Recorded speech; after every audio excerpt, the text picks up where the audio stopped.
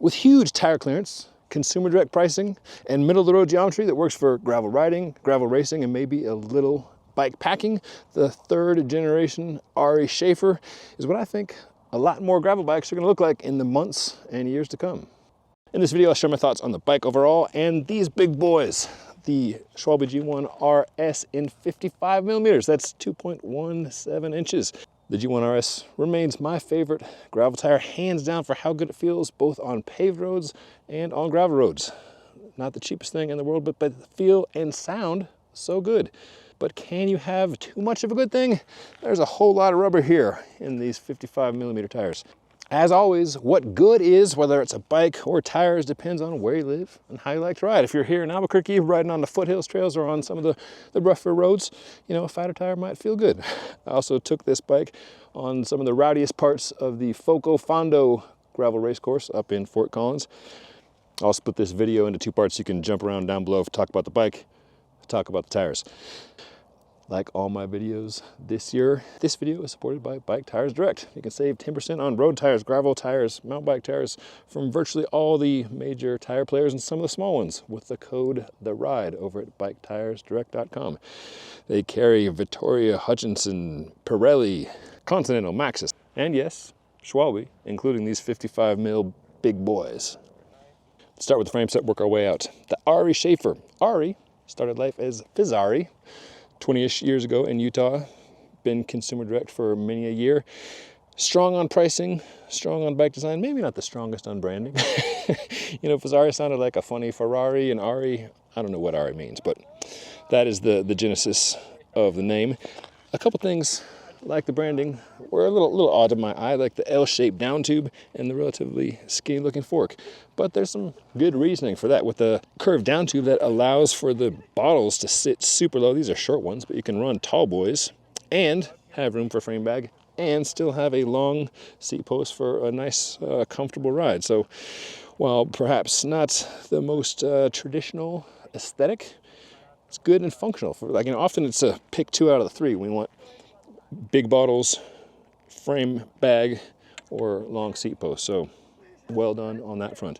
As far as the skinny fork aesthetic, maybe not my favorite, but there are some cool things going on here, including 440 axle to crown suspension corrected. So not just suspension corrected for a shorter fork, but this will work for up to the Rudy XL, the 60 millimeter fork. Most suspension corrected Geos are like in the 420, some even 415 or so.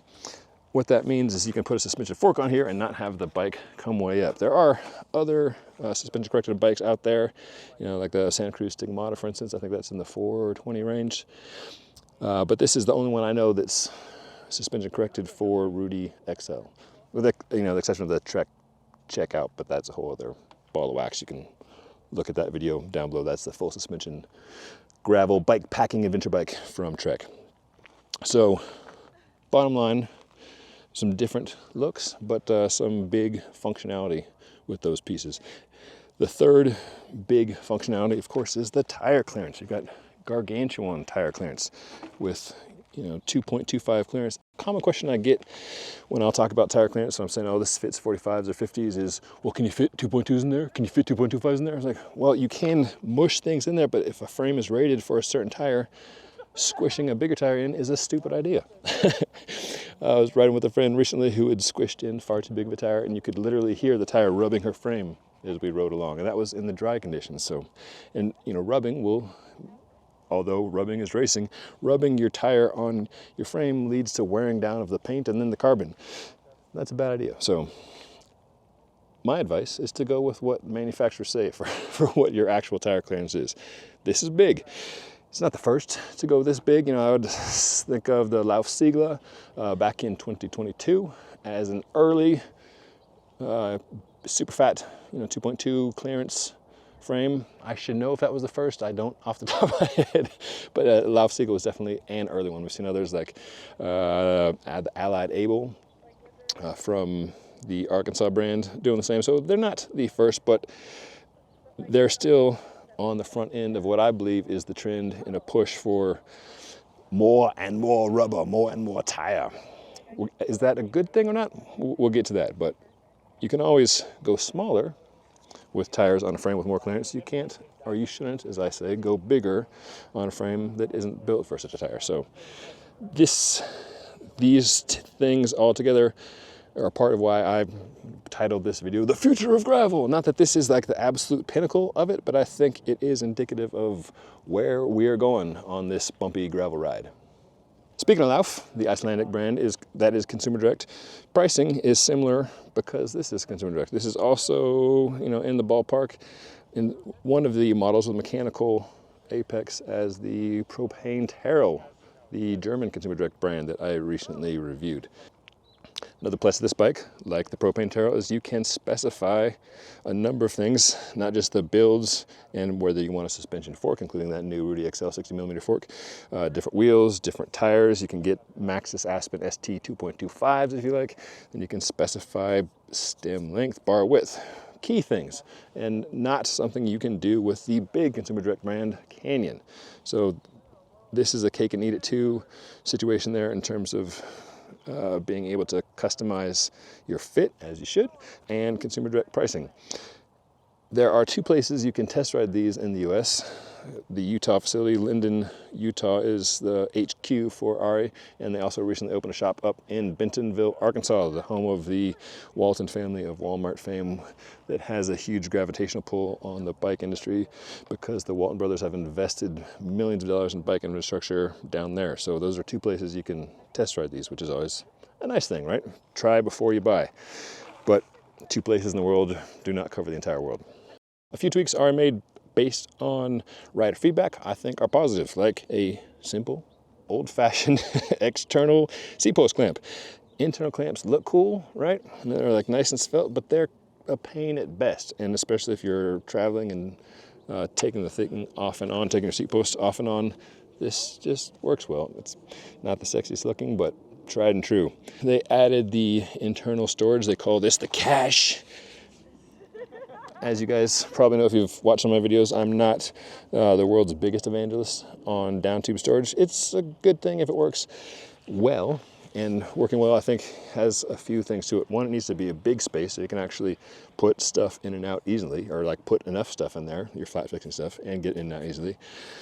And another thing is that it needs to be secure. If you're having a cage underneath the water bottle cage and the water bottle is rattling around, that's kind of hokey. This passes those tests. It's good and sturdy, and then the space is fairly large, and the brake hose is off to the side, so it's just a big space to stash your stuff.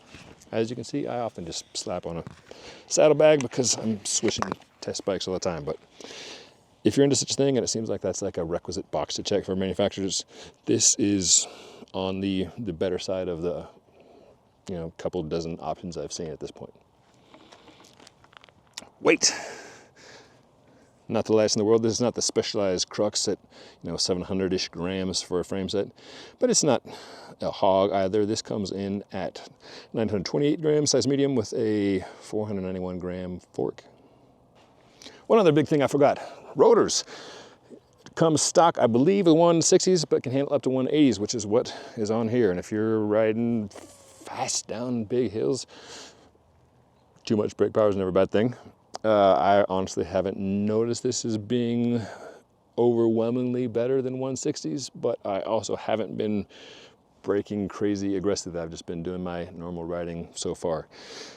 I'm gonna definitely put more miles on this bike and these tires and these wheels and these rotors, and so we'll be doing a full review down the line, but options are good. And 180s, is that a trend for gravel bikes? I don't know. I think 160s are adequate for most normal riding, but if you want to go a little bigger on rotors or tires, you can here with this Ari Shafer. Another frame look thing, the dropped stay, certainly not unique to the Shafer. A number of frames do this. On one of the more dramatically dropped bikes I've seen recently, the Revel Rover, I was getting chain slap, not from up here, but from underneath. I haven't noticed this on this bike. That could be attributed to the 13-speed SRAM Explorer Axis group. The Revel Rover bike that I tested back at Cowtown Gravel, whenever that was, a year plus ago, that had an older SRAM group, maybe without quite as strong a clutch mechanism. So that hasn't yet proved to be an issue. I don't know what Max chainring is on the bike. This has a 42, which paired to the 1046, your one and only cassette option with the 13-speed Explorer group, I found to be adequate for where I ride. It's like the Foco Fondo steepest climbs. That was low enough. I could slowly plod my way up, and then coming down the gentle false flat of 42-10 when JRA, not racing, just riding the course, that was adequate. For the full review, I will find out what max chainring clearance is on this guy. Touch points are key. WTB. It's called the Gravelier. Everything's gravel branded. I just don't love this particular shape, so I'll probably swap that out. I do love these Zip Explorer bars, wide enough to disperse pressure across the palms. Got a bit of flare in the drops. Nice transition to the new shape SRAM Force hoods, which I love. Same shape for the red Force and Rival. Love how these feel in hand. Love the braking power of these. Got a full review on this group and the Rival group in the video description down below if you want to do a deeper dive on those. But love the bar, love the ergonomics up here. This is a small, simple, $100 to $300 change, depending on your preferences if you don't like this particular guy, which I do not. A couple other tweaks based on rider feedback from the previous editions of this bike. A little bit taller stack. This is still a progressive bike, it's a little bit longer, so I've got a shorter stem than I would normally have. Just like a matter of a couple of centimeters. So I've got a 90 on here when I'm normally in the 100 to 110. They've made this a bit taller. This is a size large. Also, they've made the chainstay links size specific. The idea being trying to keep the rider set within the bike, the same place, depending on size. Also threaded BB for if and when you need to swap it out. You should be able to do that for years to come without any play being introduced, as some press fit designs have been accused of over the years if it's not super tight tolerances. Prices, got my notes here. I can't memorize all this stuff, y'all. We run from 2,000 US dollars for a frame set up to a whopping 8,500 for the red build, which comes with the Zip Explorer S wheels and weighs just under 20 pounds.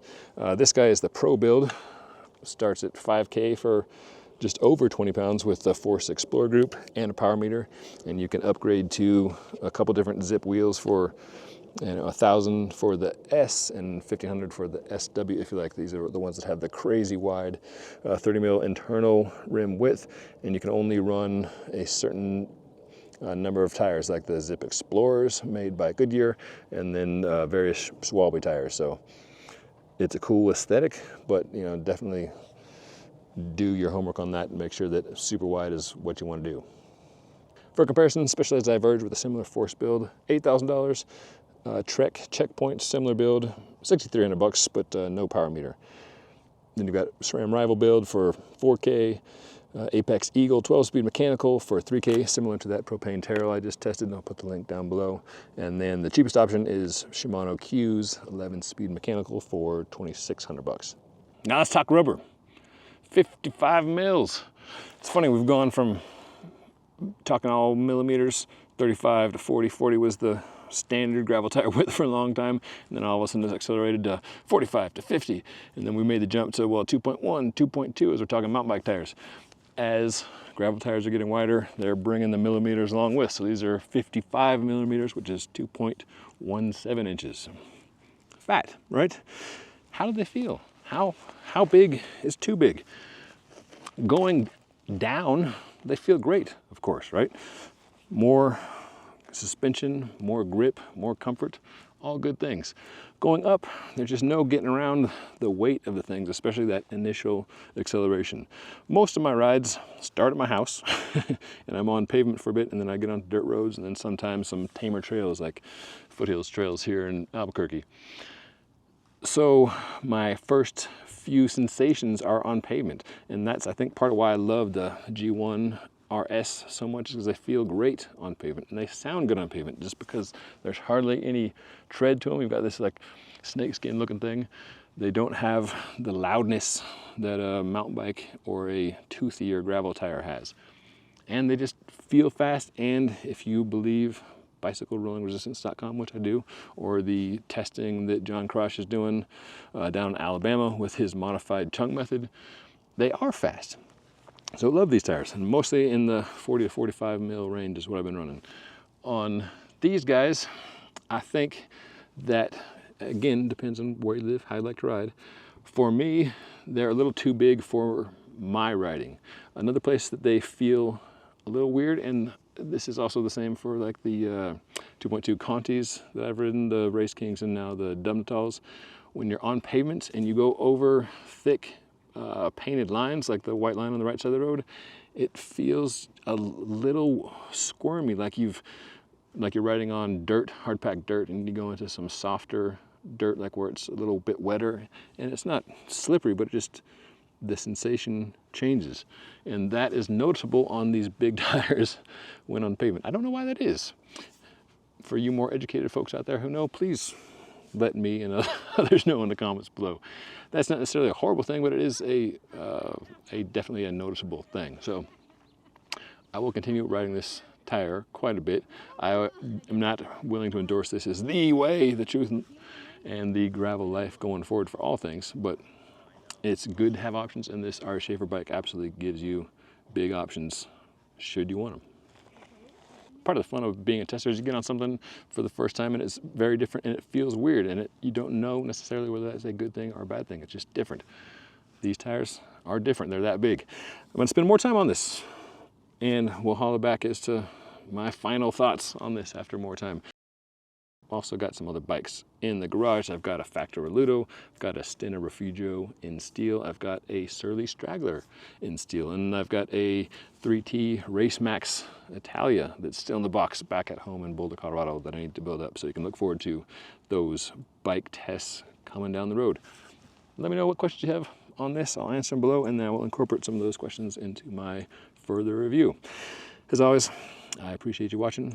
I appreciate you subscribing, and if you want to save 10% on tires, 55 mil down to 35 mil road tires, mountain bike tires, go see my friends over at Bike Tires Direct and plug in the code THERIDE to save 10%. Because when you have good tires, that will help you enjoy the ride.